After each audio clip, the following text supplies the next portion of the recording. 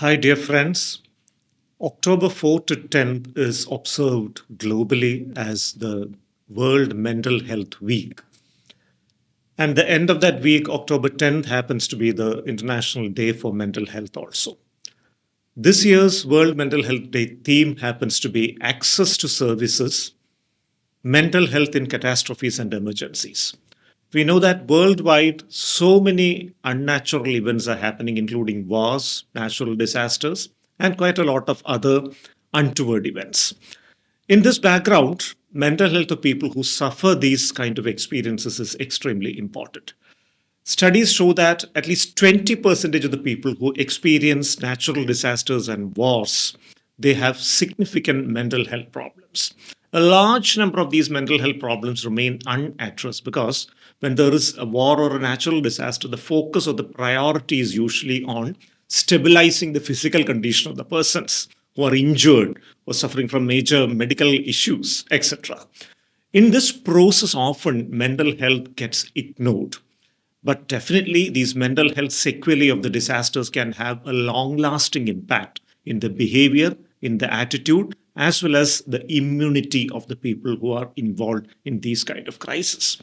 It is in this context that the World Mental Health Federation and the World Health Organization has decided to prioritize mental health in catastrophes and emergencies as the theme for this year's World Mental Health Day. Again, the National Economic Survey, which was tabled in the Parliament along with this year's annual budget in India, it is very clearly mentioned that 10.6% of the total population of India suffer from at least one mental health problem which requires treatment. But the treatment gap in mental health disorders in India is as high as 72%, which means out of every 100 persons who are having a mental health problem in India, around 72 of them don't get any kind of treatment. Untreated mental illness in the individual citizen will translate into reduced work efficiency of the person at workplace, which automatically translates to reduced output of the organization which employs him, which definitely translates to economic backwardness of the nation. So individual wellness or individual mental health of the citizen at a personal level is an important determinant of the economic progress of the nation. It has been accepted for the first time. Again, the National Crime Records Bureau has released the latest statistics about suicides. According to 2023 NCRB data, Kerala happens to be the third highest suicide prone state in the nation, with a suicide rate amounting to 30.6 per 1 lakh population. 10,972 people have committed suicide in a single calendar year in Kerala, and 15 times those much, more than 1.5 lakh people, have attempted suicide.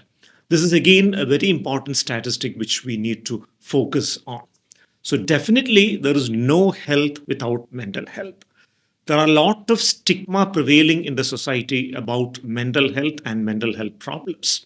We need to understand that mind is nothing but the functioning of the brain. All mental health disorders are essentially dysfunctions of the brain. Neurotransmitters, which are located in the synapse between the two neurons in the brain, they are responsible for the behavior, emotion, perceptions, etc. And an alteration in the level of these neurotransmitters often lead to significant behavioral problems. So mental health problems can be effectively treated just like any other physical problem which happens to the body. Essentially, the medicines which are used for treating mental health issues are medicines which target the altered level of neurotransmitters in the brain. And there is a lot of confusion regarding if mental health problems, the treatment is initiated, will we ever be able to stop the medicines at all in the lifetime? This is again a misconception which is widely prevalent in the society. Most of the mental health problems can be effectively treated and cured. Like, say, for example, depression, which is the commonest mental health problem in the society. It requires 9 months of treatment. After that, we can taper and stop the medications.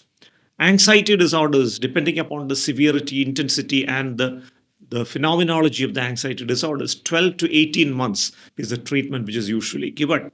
Maybe a first episode mania, it can be treated and cured within 6 months. Substance use disorders, including alcohol addiction and drug addiction, 6 to 9 months of treatment may be enough. So, most of these disorders, if treatment is initiated early, they can be completely cured.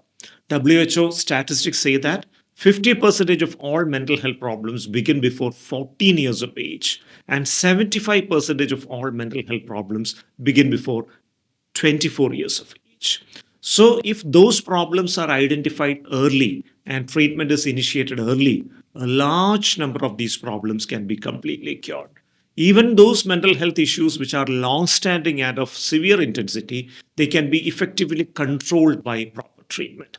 Of course, there are a handful of disorders which cannot be cured, like mental retardation, which starts right from a very young age itself, autism, which is very severe and starts from a very young age itself, and even dementia, which happens in old age. They cannot be completely cured. But the associated behavioral problems along with these conditions, they can be effectively treated with medications. And of course, rehabilitation is also very important. Rehabilitating people with chronic mental health problems so that their skills can be identified and training to upskill them can be imparted to them. That can lead to a state where many of them can be employed and mainstreamed. And this will help to reduce the stigma associated with mental health problems to a great extent.